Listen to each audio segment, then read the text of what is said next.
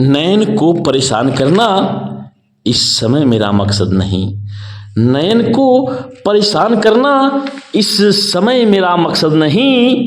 लक्ष्य केवल ये कि ज्ञान स्मृति पटल पे रहनी चाहिए, स्मृति पटल पे रहनी चाहिए। जय हिंद, वंदे मातरम। व्यक्तित्व की उदात्तता एवं भव्यता की ओर धीरे धीरे अग्रसर होने वाले युवा साथी, इस सेशन के तहत हम उन तथ्यों की कड़ी से जुड़ेंगे जो कि परीक्षा के लिए अति महत्वपूर्ण स्थान रखते हैं। तो आइए अविलंब हम उन महत्वपूर्ण तथ्यों की कड़ी से जुड़ते हैं।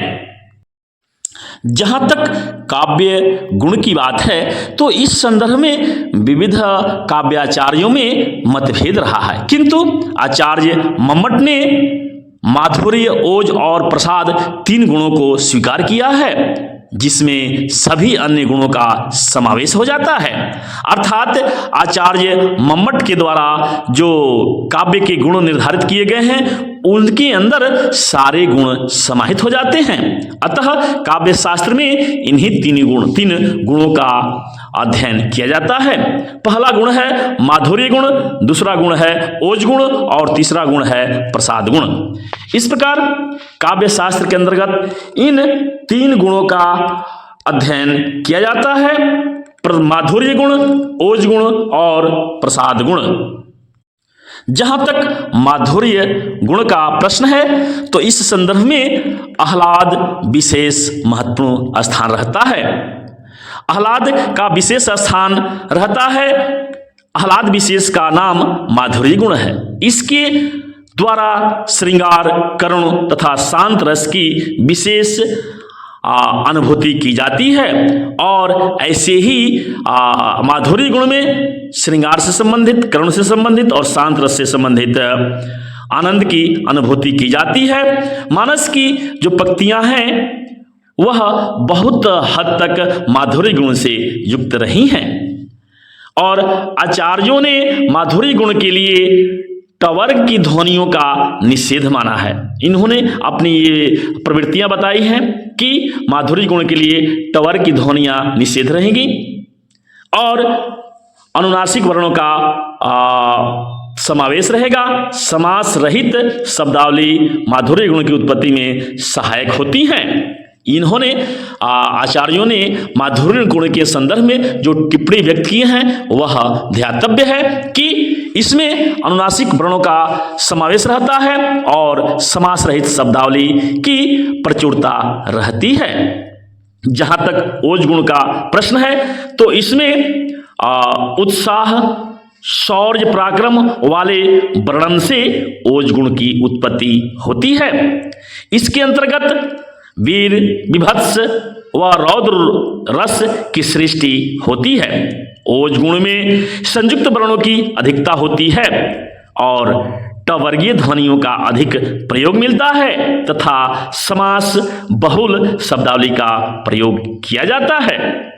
भूषण ने इस प्रकार के शब्दों का और इस प्रकार के गुणों का बहुत ही प्रयोग किया है। जैसे उनकी एक उदाहरण है कि थर थर कांपते कुतुब शाह गोलकुंडा, हरि हवसी भूप भीरी भस्कत है, सजा शिवराज के नागरन की धाक सुनी, कैसे पातशाहन की छाती धरकत है। अर्थात ये वीर रस का बखान करते हैं और इसमें जो है सो टवर्ग ध्वनियों का विशेष प्रयोग और समास बहुल शब्दावली का प्रयोग करते हैं। जहां तक तीसरे गुण की बात है प्रसाद गुण, अर्थात पहला गुण माधुर्य गुण, दूसरा ओज गुण और तीसरा प्रसाद गुण है। तो प्रसाद गुण के अंतर्गत गुण रस और काव्य में सहृदय का चित्त तुरंत व्याप्त कर दे। जिस हृदय को जो गुण रस और काव्य रचना के द्वारा, रस और काव्य के द्वारा हृदय को प्रभावित कर दे उसे प्रसाद गुण कहते हैं। प्रसाद गुण को मध्यम गुण माना गया है क्योंकि ये माधुर्य गुण और ओज गुण के बीच के भाव को पैदा करने वाले होते हैं। इसलिए इस गुण को बीज का गुण कहा गया है, मध्यम कोटि का गुण कहा गया है। यह गुण सभी रसों के लिए उपयुक्त माना गया है। इस प्रकार जो काव्य के गुण हैं, 3 गुण हैं, माधुर्य गुण, ओज गुण और प्रसाद गुण। प्रसाद गुण के अंतर्गत जो है वह विशेषता है कि यह मध्यम मार्गीय प्रवृत्ति को लेकर के चलता है। जहाँ तक काव्य दोष की बात है तो इस संदर्भ में तथ्य है कि दोष शब्द गुण धातु से दोष जो शब्द है यह दुण धातु से बना है। दोष जो शब्द है मूल रूप से यह दुण धातु से बना हुआ है, जिसका सामान्य अर्थ भूल, त्रुटि या रोग से लगाया जाता है।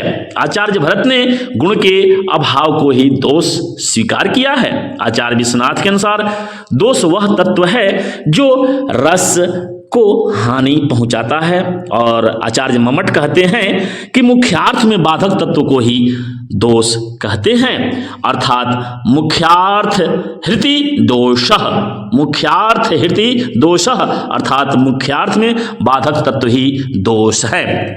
दोष मुख्य रूप से 2 प्रकार के बताए गए हैं। इसके 2 भेद आचार्यों ने किया है। पहला जो है वह शब्द दोष और दूसरा है वह अर्थ दोष। अर्थात रस भाव के विपरीत कर्ण कटु शब्दों का प्रयोग अप्रचलित, ग्रामीण, अश्लील, क्लिष्ट, अनुचित अर्थ वाले शब्दों का प्रयोग ही शब्द दोष के अंतर्गत आता है। और जो अर्थ दोष है वह दोष यह है कि काल यानी समय का ध्यान न रख करके एक ही शब्द की पुनरावृत्ति बार बार करना शास्त्र के विरुद्ध है, और इसे अर्थ दोष के अंतर्गत रखा जाता है। इस तरह के दोष से सभी को मुक्त होना चाहिए ताकि काव्य उत्कृष्ट बन सके।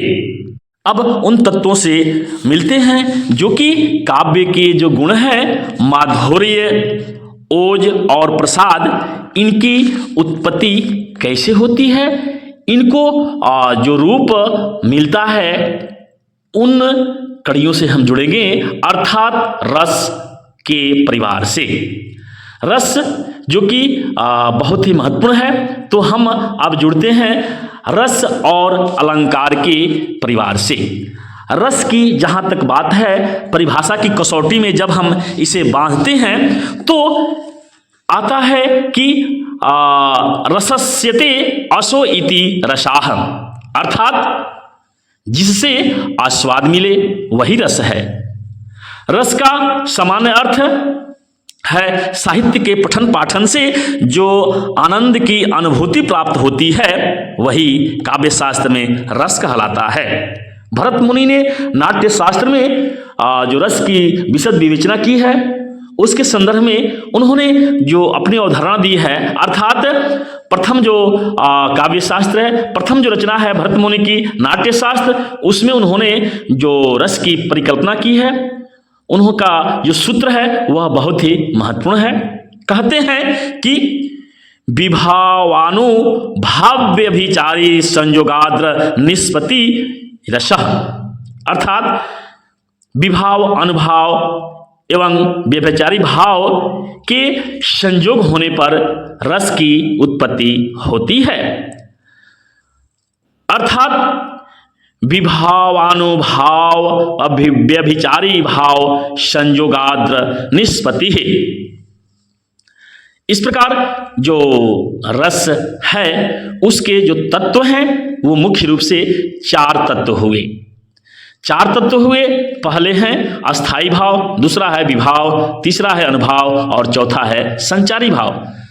जो हम उस कड़ी से जुड़ रहे हैं जो सुनकर याद करें, लिखकर तैयार करें कड़ी से है, और इसमें जुड़ते चले जा रहे हैं रस और उसके भेद से। रस जो कि 4 प्रकार के हुए।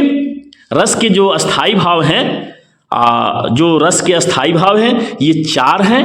पहला है अस्थाई भाव, दूसरा है विभाव, तीसरा है अनुभाव और चौथा है संचारी भाव। यानी जो रस की निष्पत्ति होती है, रस की उत्पत्ति होती है, उसके जो प्रमुख आधारित तत्व हैं वे चार हैं: अस्थाई भाव, विभाव, अनुभाव और संचारी भाव। जहाँ तक अस्थाई भाव का प्रश्न है तो इससे संबंधित प्रश्न अक्सर परीक्षा में पूछे जाते हैं कि अस्थाई भाव किस रस का अस्थाई भाव क्या है। जैसे श्रृंगार रस का अस्थाई भाव क्या है? उत्तर होगा रति। श्रृंगार भाव का अस्थाई भाव रति। हास्य रस का अस्थाई भाव हास्य है। करुण रस का अस्थाई भाव शोक है। करुण रस का अस्थाई भाव क्या है? तो करुण रस का अस्थाई भाव शोक है। हास्य रस का अस्थाई भाव क्या है? हास्य रस का अस्थाई भाव हास्य है। श्रृंगार रस का अस्थाई भाव क्या है? श्रृंगार रस का अस्थाई भाव रति है। वीर रस का अस्थाई भाव क्या है? उत्तर है वीर रस का अस्थाई भाव उत्साह है। रौद्र रस का अस्थाई भाव क्रोध है। भयानक रस का भय है। जुगुप्सा, विभत्स रस का जुगुप्सा है। विभत्स रस का अस्थाई भाव जुगुप्सा है और शांत रस का अस्थाई भाव निर्वेद है। विभत्स रस का अस्थाई भाव क्या है? तो उत्तर है विभत्स रस का अस्थाई भाव जुगुप्सा है। भयानक रस का भय है और शांत रस का अस्थाई भाव क्या है? उत्तर है शांत रस का अस्थाई भाव निर्वेद है। इसी प्रकार अद्भुत रस का अस्थाई भाव क्या है? तो उत्तर है अद्भुत रस का अस्थाई भाव विस्मय है। रौद्र रस का क्रोध है। वीर रस का उत्साह है। विभत्स रस का जुगुप्सा है। भयानक रस का भय है तथा शांत रस का निर्वेद है। इस प्रकार श्रृंगार रस का रति है। हास्य रस का हास्य है। रस उत्पत्ति के दूसरा तत्व जो है वह विभाव है। विभाव का मतलब, विभाव का तात्पर्य क्या है कि जिस कारण से हृदय में स्थित अस्थाई भाव को जागृति मिलती है, उद्दीपन मिलता है, वही विभाव कहलाते हैं। अर्थात विभाव के जो मुख्य भेद हैं वे दो प्रकार के हैं: आलंबन और उद्दीपन। आलंबन और उद्दीपन। आलंबन का मतलब क्या है? आलंबन का अभिप्राय क्या है? आलंबन का तात्पर्य जिस व्यक्ति या वस्तु के कारण अस्थाई भाव जागृत होता है उसे आलंबन विभाव कहते हैं। जैसे नायक, नायिका, प्रकृति आदि। अर्थात जिस व्यक्ति या वस्तु के माध्यम से, जिस व्यक्ति या वस्तु के द्वारा अस्थाई भाव की जागृति होती है, अस्थाई भाव जागृत अवस्था में आता है, उसे ही आलंबन विभाव कहते हैं। जहाँ तक उद्दीपन की बात है, अर्थात विभाव के दो रूप हैं, दो भेद हैं, आलंबन और उद्दीपन। उद्दीपन का तात्पर्य है कि अस्थाई भाव को उद्दीप्त करने या तीव्र करने के जो कारण है वे उद्दीपन भाव कहलाते हैं। जैसे नायिका का रूप सौंदर्य, नायक का रूप सौंदर्य, ये उद्दीपन का कार्य करते हैं। अब रस निष्पत्ति के तीसरे तत्व यानी अनुभाव से हम जुड़ेंगे। जहाँ तक अनुभाव का प्रश्न है, इस संदर्भ में जो महत्वपूर्ण विशेष बातें हैं कि आलंबन, उद्दीपन, विभाव द्वारा रस को पुष्ट करने वाली जो शारीरिक अथवा मानसिक चेष्टाएं होती हैं वे अनुभाव कहलाती हैं।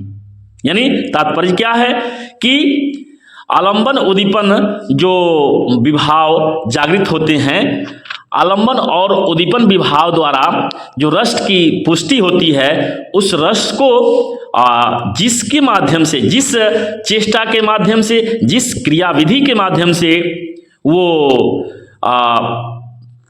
प्रवृत्ति होती है, जागृतावस्था में आती है, वही अनुभाव कहलाती है।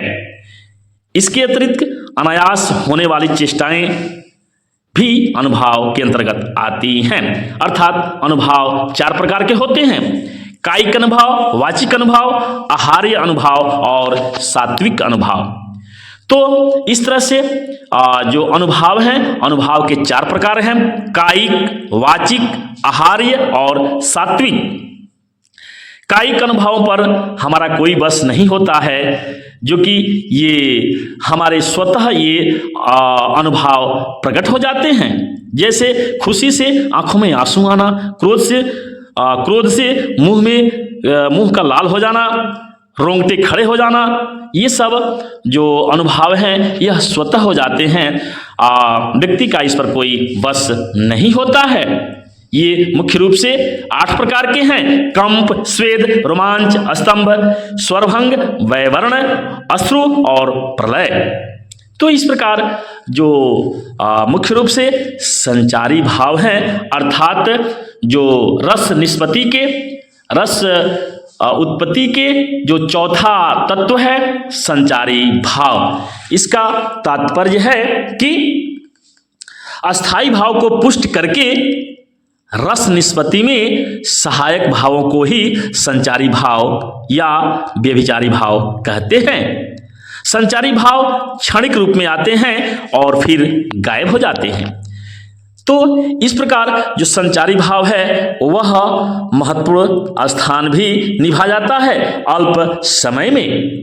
अर्थात संचारी भाव का तात्पर्य है कि अस्थाई भाव को पुष्ट करके रस निष्पत्ति में सहायक भावों को ही संचारी भाव अथवा व्यभिचारी भाव कहते हैं।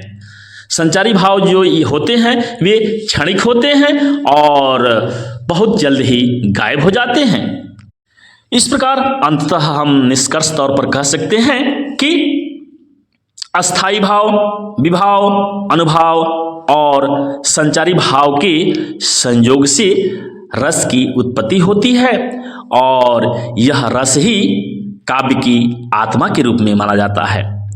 आचार्यों ने रस को ही काव्य की आत्मा कहा है। अगर यह आत्मा नहीं रहेगी तो काव्य की कल्पना ही नहीं की जा सकती है, अर्थात काव्य की आत्मा ही रस है। आचार्य भरत मुनि ने अपने नाटक में रसों की संख्या 8 मानी है और ये 8 जो रस हैं ये मुख्य रूप से अहम भूमिका निभाते हैं उनके काव्य शास्त्रीय रचना में। कुछ आचार्यों ने इसकी संख्या 11 बताई है, किंतु शास्त्रीय दृष्टि से रसों की संख्या मुख्य रूप से 9 है और इसमें इन 9 रसों में श्रृंगार को रसराज की संज्ञा दी गई है, अर्थात रसों का राजा श्रृंगार है, ये सबने स्वीकार किया है। तो इस तरह से रस के जो भेद हैं वे भरत मुनि ने तो रस के 8 ही भेद माने हैं, किंतु विश्वनाथ और आचार्य मम्मट ने रसों की संख्या आगे चल करके 9 बताई है और वात्सल्य रस, भक्ति रस की भी कल्पना की गई है, किंतु हिंदी साहित्य में प्रमुख रूप से रसों की संख्या 9 ही है, जो कि है श्रृंगार रस, संयोग श्रृंगार रस और हास्य रस, करुण रस, वीर रस, फिर रौद्र रस और विभत्स रस, फिर अद्भुत रस और शांत रस। इस प्रकार रसों की संख्या मुख्य रूप से 9 है, जिसमें श्रृंगार रस को रसराज की संज्ञा दी गई है। इस प्रकार आप सुनकर याद करें कि कड़ी से जुड़ते चले जा रहे हैं। रसों की भेद जो कि 9 है, श्रृंगार रस, हास्य रस, करुण रस, वीर रस, रौद्र रस, भयानक रस, विभत्स रस, शांत रस और अद्भुत रस।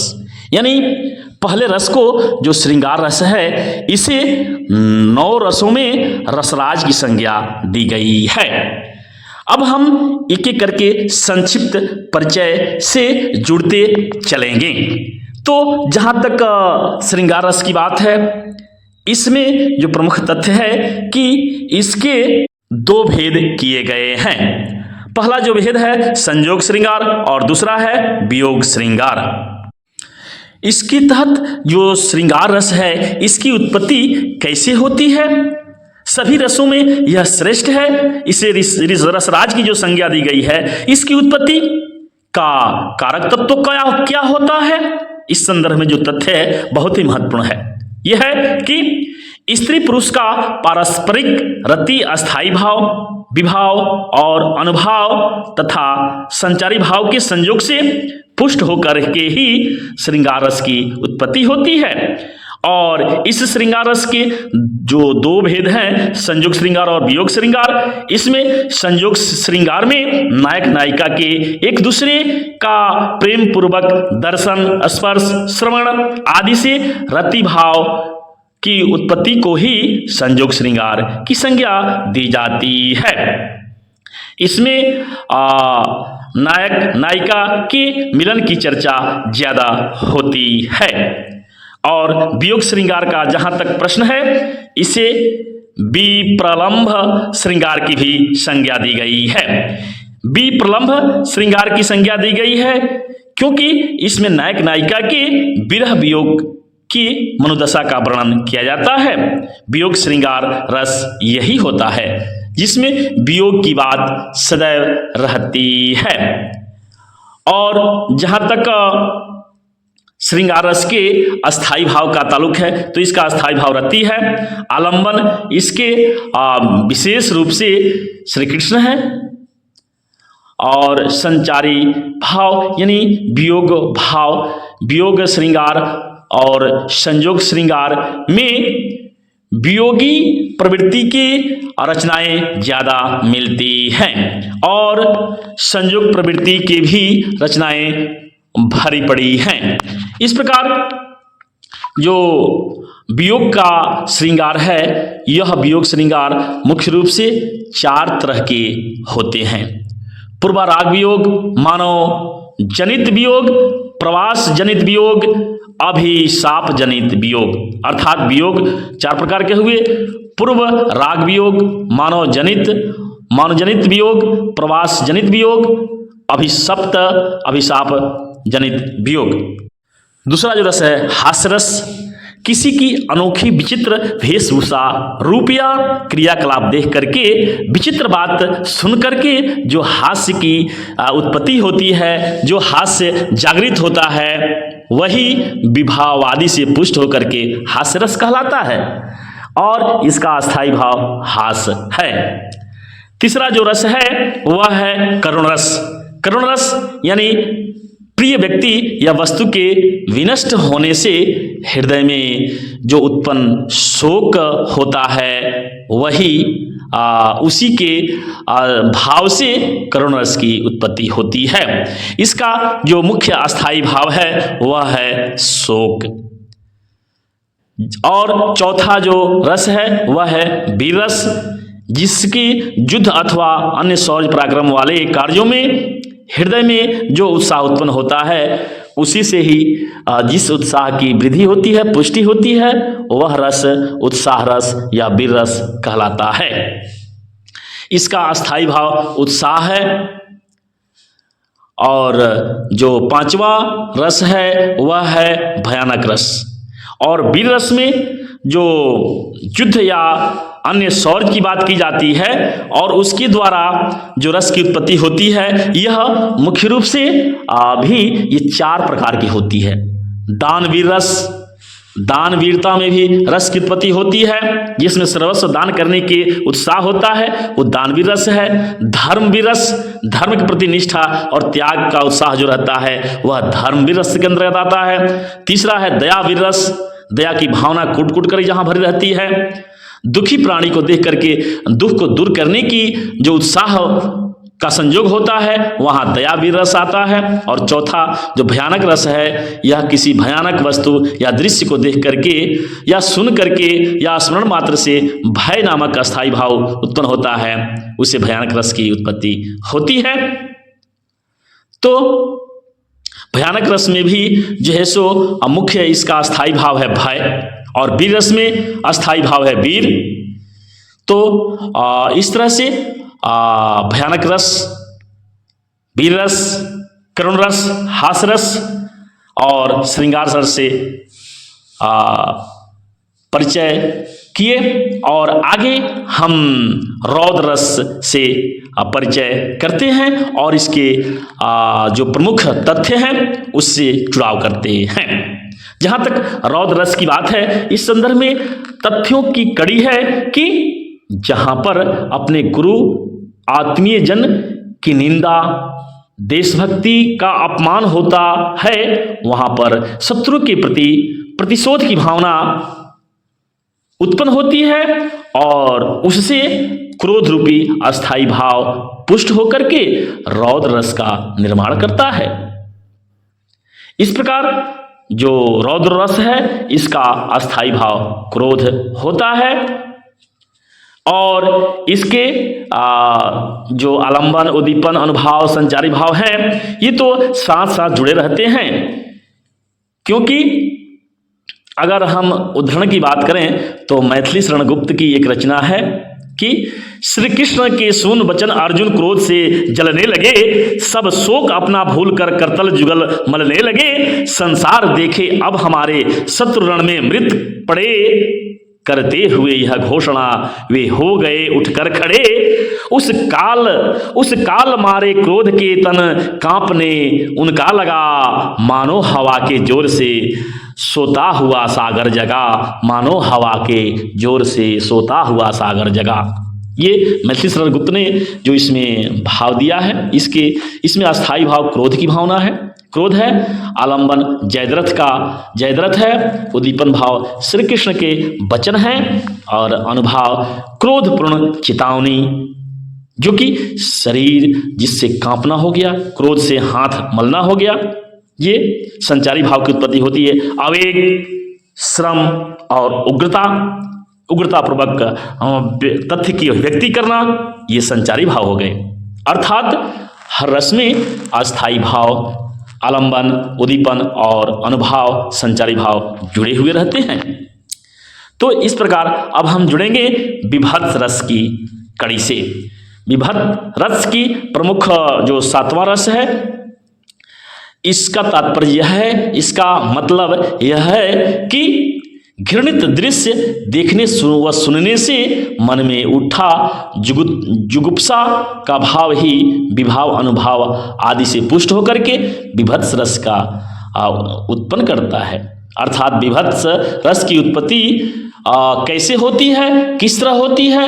कोई घृणित दृश्य हम देखते हैं और या सुनते हैं तो मन में उठी जो जुगुप्सा की भावना विभाव, अनुभाव या संचारी भाव आदि को प्राप्त करके विभत्स रस की अभिव्यंजना करती है।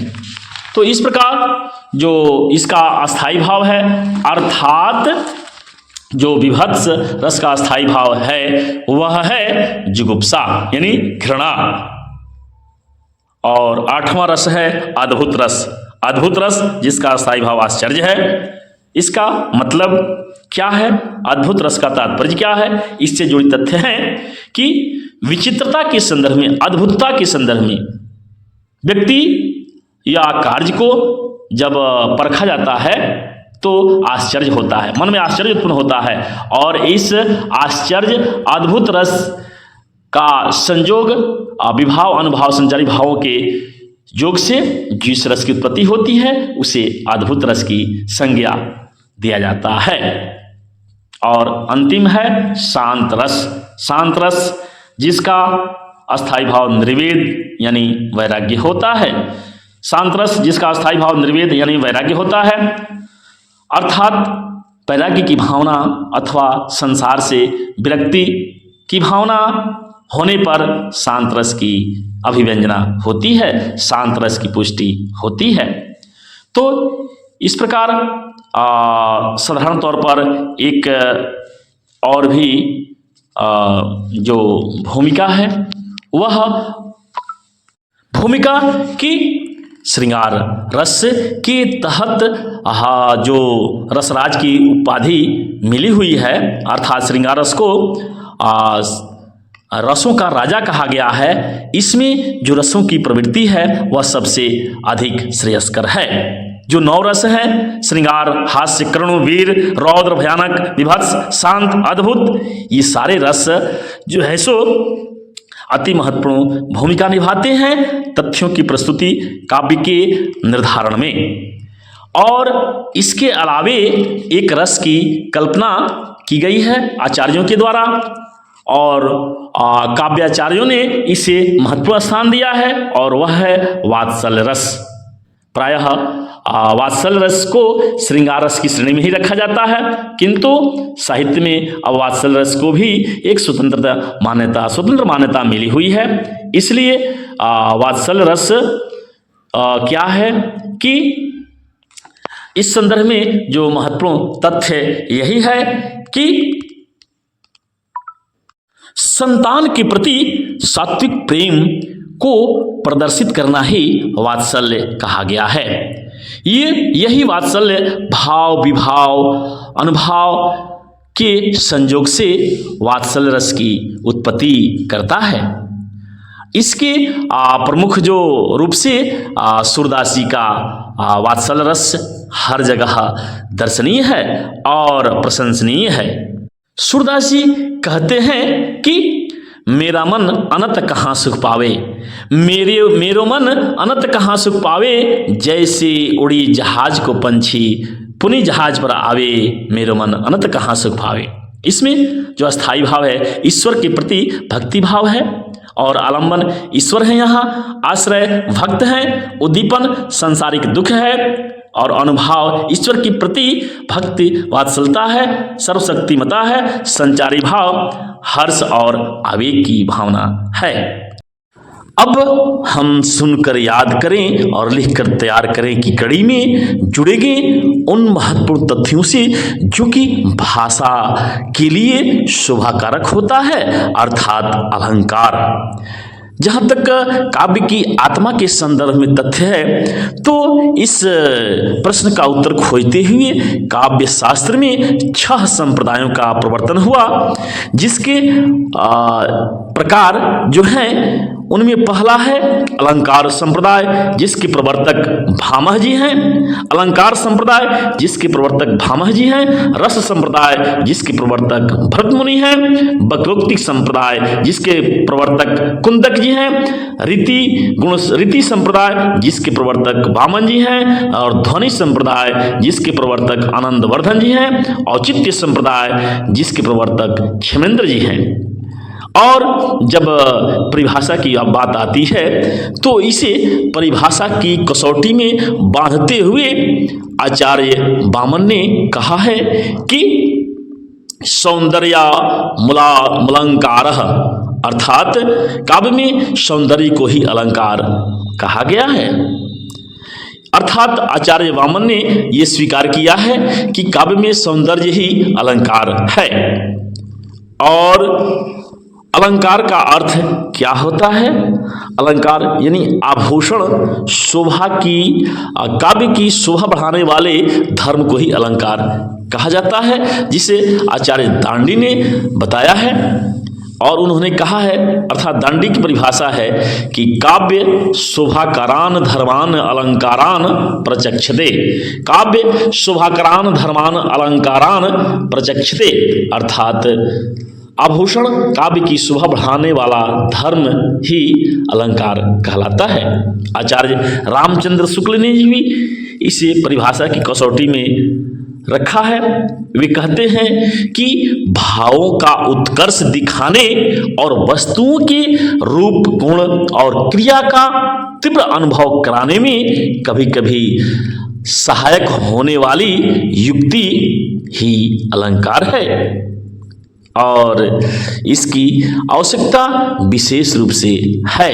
भाषा को समझने के लिए, भाषा में चमत्कारिक रूप देखने के लिए इसकी आवश्यकता है। भामह ने वक्रोक्ति को ही अलंकार का मूल आधार माना है। अलंकार के बिना कविता की सिद्धि नहीं होती है। आचार्य जयदेव ने अग्नि में उष्णता के समान ही कविता में अलंकार की अनिवार्यता मानी है। अर्थात काव्य की आत्मा रस है तो अलंकार काव्य का प्रमाण है, प्राण तत्व है। अर्थात अग्नि पुराण में यह बात कही गई है कि काव्य की आत्मा यदि रस है तो अलंकार काव्य का प्राण तत्व है। अग्निपुराण में ये बात है कि अलंकार रहिता विध वैव सरस्वती, अर्थात अलंकार के बिना वाणी विधवा के समान शोभाहीन होती है। इस तरह से हिंदी में रीतिकालीन आचार्यों ने भी अलंकार को पर्याप्त महत्व दिया है। केशवदास जी की प्रसिद्ध उक्ति है कि यद्यपि सुजाति सुलक्षणी सुबरन सुरस सुब्रेत भूषण बिनु न विराजहि कविता बनिता मीत।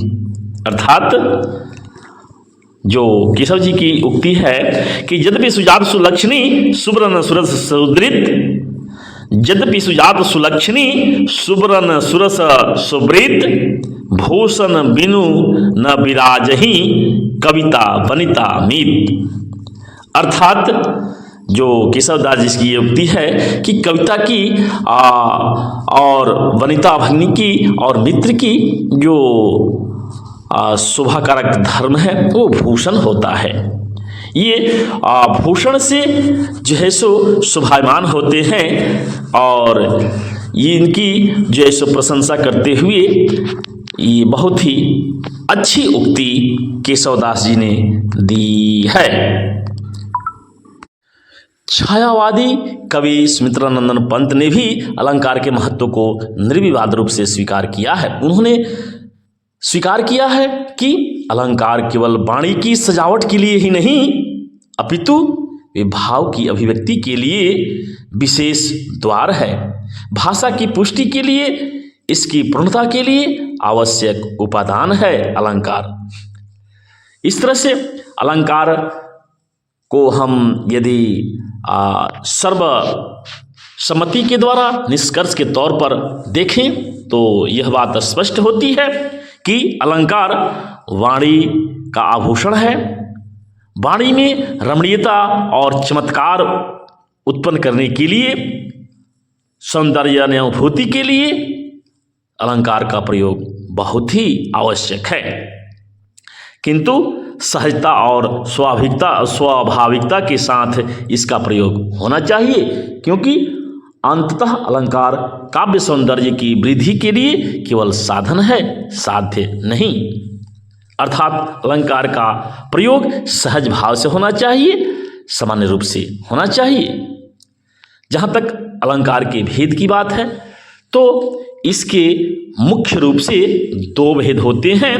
पहला है शब्दालंकार और दूसरा है अर्थालंकार। अर्थात अलंकार के मुख्य रूप से दो भेद हुए, शब्दालंकार और अर्थालंकार। अर्थालंकार और शब्दालंकार। शब्दालंकार जहाँ पर काव्य में चमत्कार की सृष्टि शब्द के द्वारा हो, शब्दगत हो, तो उसे शब्दालंकार कहते हैं। और अर्थालंकार जहाँ पर काव्य में अर्थ के द्वारा चमत्कार सौंदर्य उत्पन्न हो रहा हो, वहाँ पर अर्थालंकार होता है। जैसे शब्दालंकार के संदर्भ में जो वाक्य है कि तरनी तनुजा तट तमाल तरुवर बहु छाए, तरनी तनुजा तट तमाल तरुवर बहु छाए में शब्दालंकार द्रष्टव्य है। इसी प्रकार अर्थालंकार में पीपर पात सरिस मंडोला, पीपर पात सरिस मंडोला, यह अर्थालंकार का उत्कृष्ट उदाहरण है। इसमें यहाँ पर पीपर की जगह यदि उसका समानार्थी रख दिया जाए तो भी उपमा अलंकार बना रहेगा और यहाँ अर्थालंकार द्रष्टव्य है, जो कि बहुत ही महत्वपूर्ण रूप से अपनी भूमिका निभा रहा है। प्रमुख जो अलंकार है उनको अब एक एक करके हम देखेंगे, जो कि परीक्षा में अहम भूमिका निभाते हैं। शब्दालंकार में मुख्य रूप से अनुप्रास अलंकार, यमक अलंकार और श्लेष अलंकार आते हैं। अर्थात शब्दगत जो चमत्कार करने वाले अलंकार हैं वे हैं अनुप्रास अलंकार, यमक अलंकार, श्लेष अलंकार।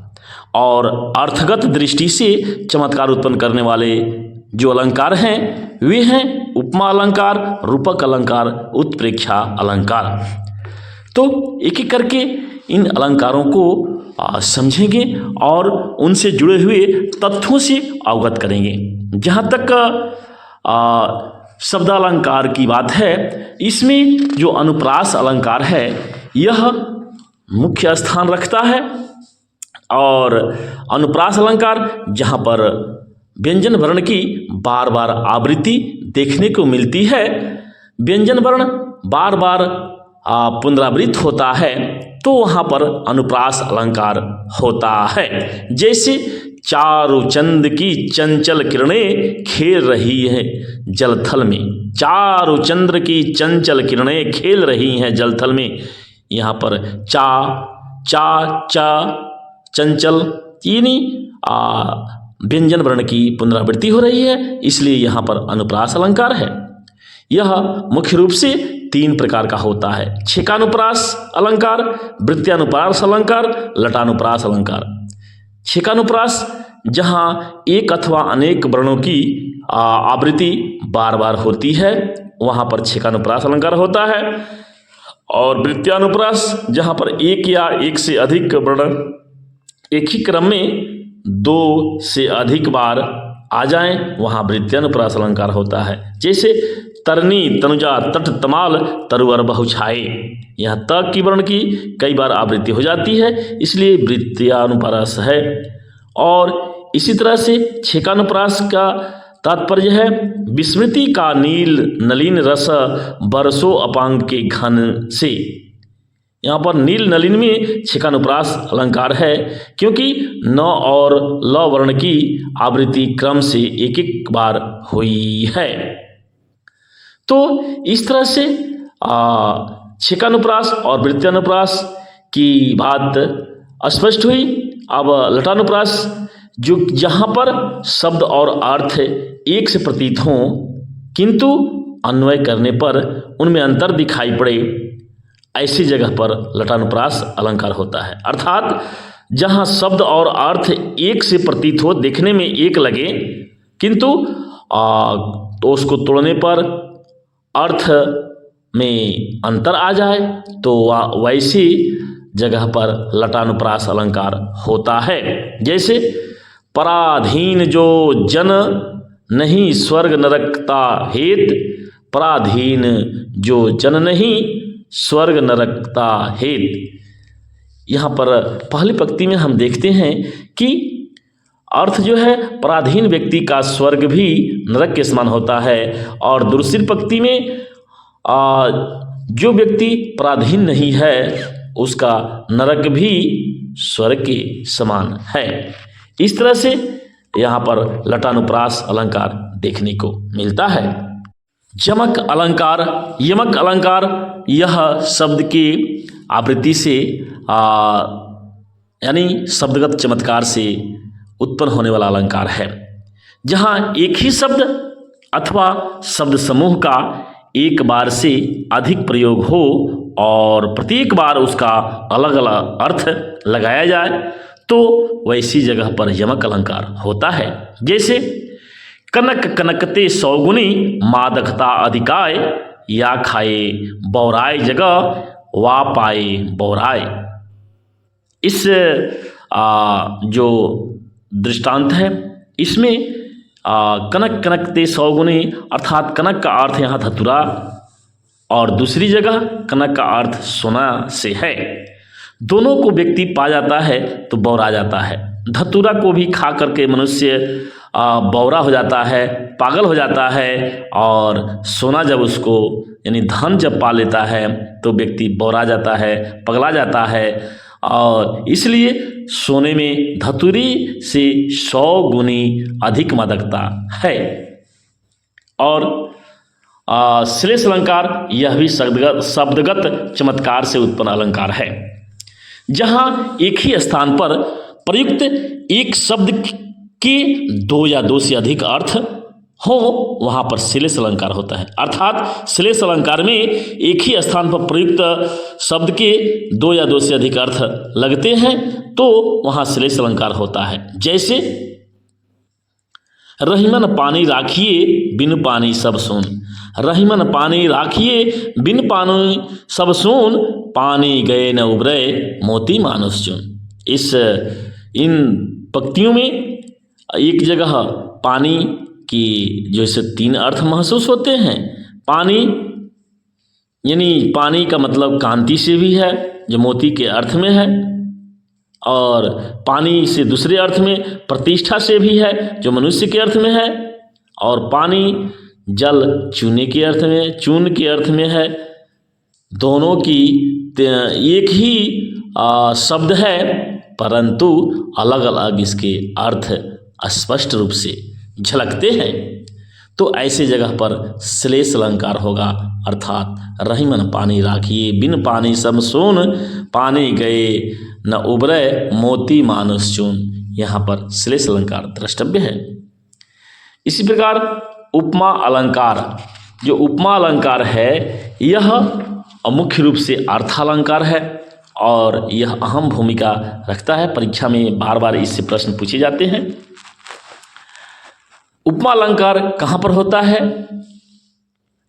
जहाँ पर गुण, स्वभाव, धर्म में समान लगने वाली दो वस्तुओं की परस्पर तुलना की जाए, अर्थात गुण, स्वभाव, धर्म में समान लगने वाली दो वस्तुओं की जहाँ पर परस्पर तुलना की जाती है वहाँ पर उपमा अलंकार होता है। जैसे बैठी है सीता सदा राम के भीतर, बैठी है सीता सदा राम के भीतर, जैसे विद्युत युक्ति घनश्याम के भीतर, जैसे विद्युत युक्ति घनश्याम के भीतर, अर्थात राम के हृदय में बसी सीता के लिए बादलों में छिपी बिजली की उपमा दी गई है।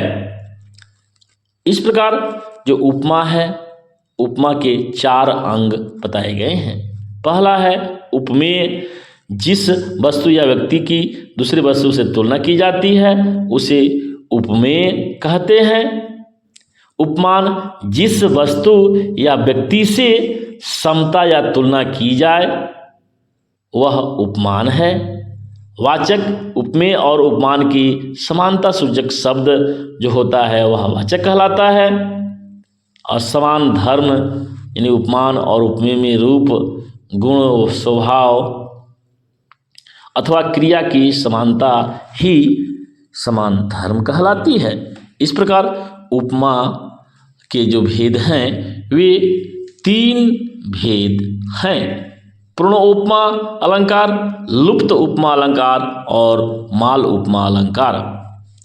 पूर्ण उपमा में चारों अंग अर्थात उपमेय, उपमान, वाचक और समान धर्म ये चारों विद्यमान रहते हैं, वहाँ पर पूर्ण उपमा अलंकार होता है। जैसे हरिपद कोमल कमल से, यहाँ पर हरिपद जो उपमान है, कमल है वाचक। यहाँ पर उपमेय जो शब्द है अर्थात हरि कोमल कमल से, हरिपद कोमल कमल से जो पंक्ति है, हरिपद कोमल कमल से, यहाँ पर जो उपमेय है वह हरिपद है, उपमान जो है वह कमल है और वाचक जो शब्द है वह से है तथा समान धर्म जो होता है वह है कोमल। इसलिए चारों विद्यमान जो उपमान है वे सभी इसमें विद्यमान हैं, इसलिए यह पूर्णोपमा अलंकार है। जहाँ तक लुप्तोपमा अलंकार की बात है तो इसमें कोई एक अंग लुप्त हो जाता है तो वहाँ लुप्तोपमा अलंकार होती है। जैसे पड़ी थी बिजली सी विकराल, लपेटे थे घन जैसे बाल। यह उस समय की बात है जब कैकेयी गुस्सा करके और कुंभभवन में चली जाती है, वहाँ जिक्र है, परंतु वह जो है सो स्पष्ट सामने नहीं इस वाक्य में आती है। अर्थात यहाँ उपमेय कैकेयी प्रकट नहीं है, उपमेय का लोप होने से यहाँ लुप्त उपमा अलंकार है। यहाँ उपमेय कैकेयी लुप्त है, इसलिए पड़ी थी बिजली सी विकराल, लपेटे थे घन जैसे बाल, लपेटे थे घन जैसे बाल, इसमें लुप्त उपमा अलंकार है। जहाँ तक मालोपमा अलंकार की बात है तो एक ही उपमेय के लिए कई उपमान जब रखे जाएं तो वहाँ मालोपमा अलंकार होता है। जैसे तेज सम अंश पर कान्ह जिमि कंस पर, त्यों मलेच्छ वंश पर शेर शिवराज हैं। तेजतम अंश पर कान्ह जिमि कंस पर, त्यों म्लेच्छ वंश पर शेर शिवराज हैं। इस वाक्य में मालोपमा अलंकार देखते ही बनती है। इसी प्रकार जो शब्दालंकार का रूप है दूसरा, वह है रूपक अलंकार। रूपक अलंकार जिस अलंकार के प्रयोग से उपमेय में उपमान का अभेद आरोप लगाया जाए तो वहाँ पर रूपक अलंकार होता है। जैसे बीती विभावरी जागरी, अंबर पनघट में डूबो रही, ताराघट उषा नागरी। बीती विभावरी जागरी, अंबर पनघट में डूबो रही, ताराघट उषा नागरी। इस यहाँ पर हम देखते हैं कि इस पंक्तियों में, इन पंक्तियों में अंबर पनघट, ताराघट, उषा नागरी शब्दों में उपमेय उपमान एक हो गए हैं, अतः यहाँ पर रूपक अलंकार हुआ। और अगला जो अलंकार है वह उत्प्रेक्षा अलंकार।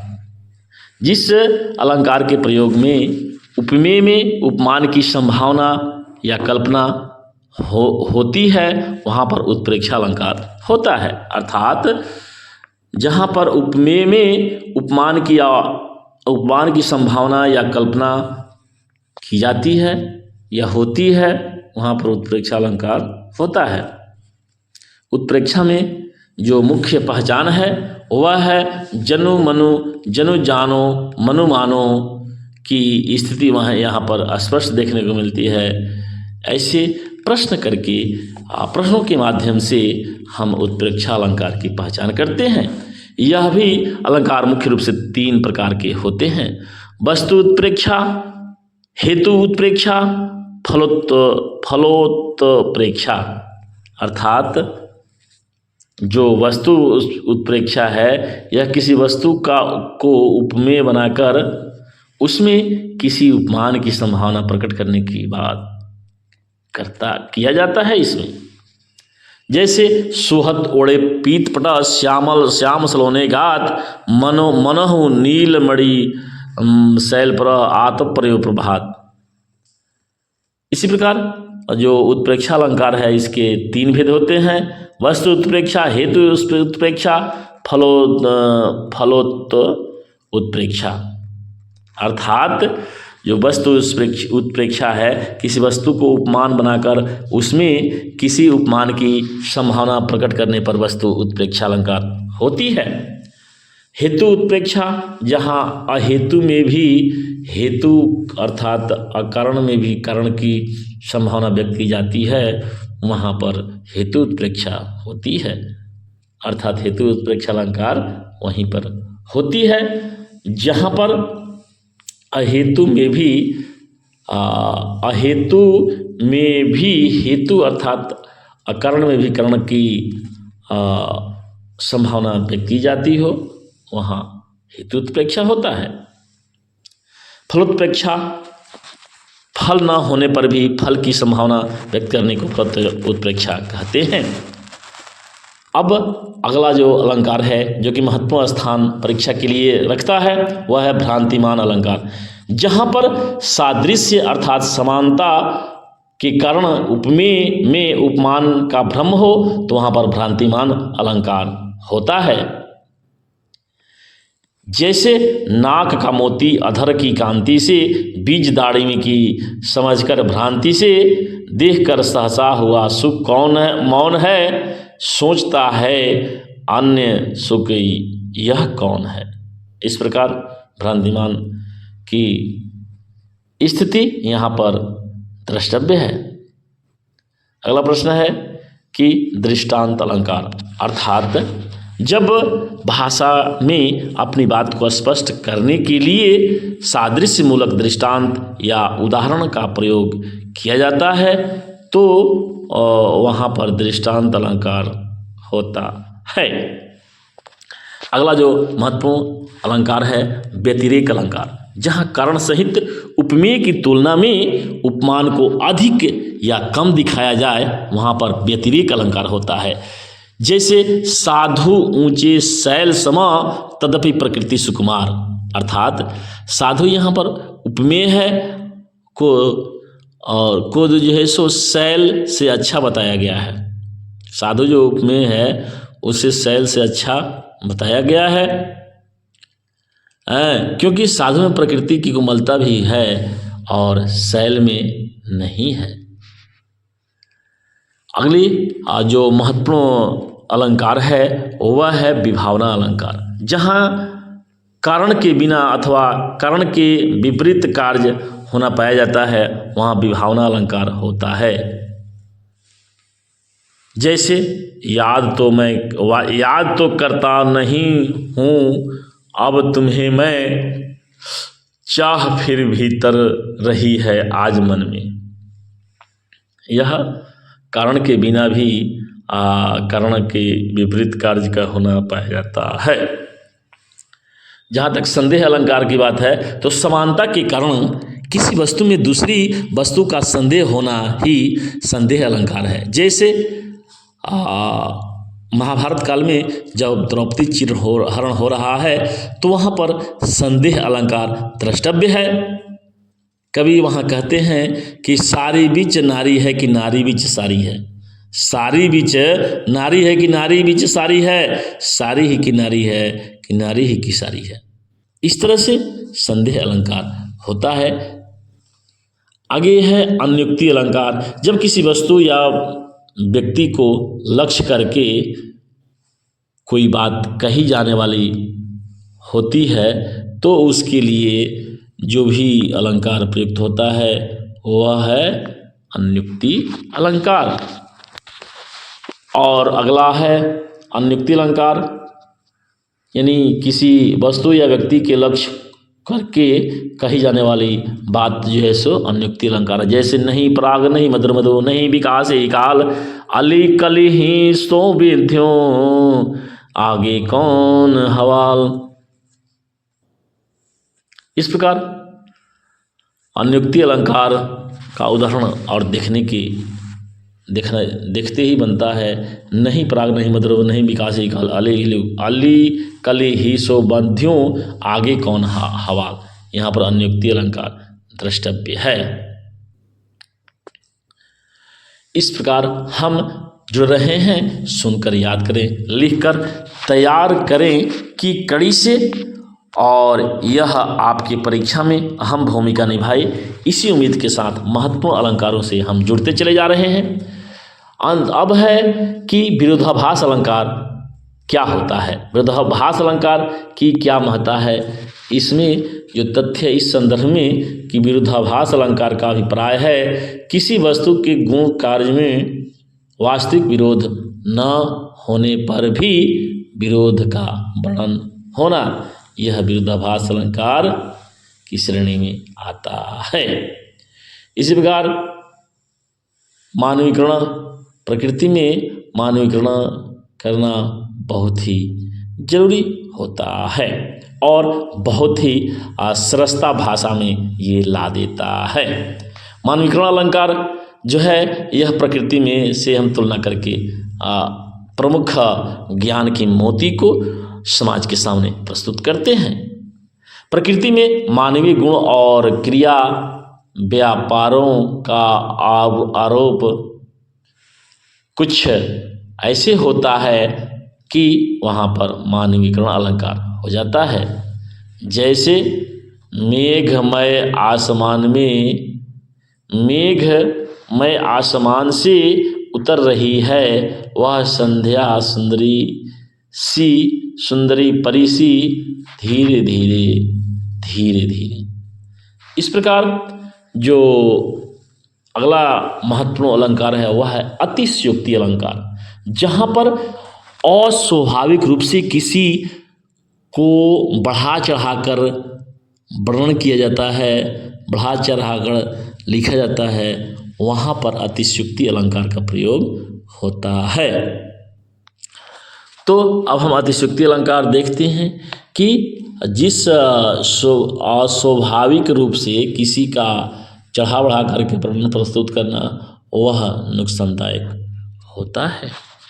अतिशयोक्ति अलंकार में अतिशय उक्ति का प्रयोग किया जाता है। जैसे सुनत पथिक मोह माह निसी चलती लुबै ओही ग्राम। रात्रि में लू लग चलने का अतिशयोक्तिपूर्ण वर्णन है, अर्थात रात में तो लू चलती नहीं है, फिर भी उसका उसमें होने का बोध होता है और उसका वर्णन किया जाता है।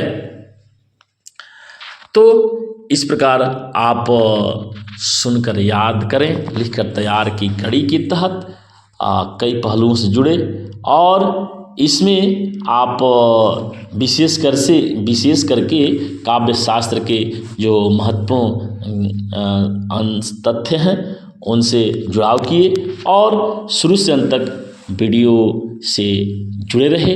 इसके लिए बहुत बहुत धन्यवाद। अगले वीडियो में हम पुनः मिलते हैं, तब तक के लिए जय हिंद, वंदे मातरम।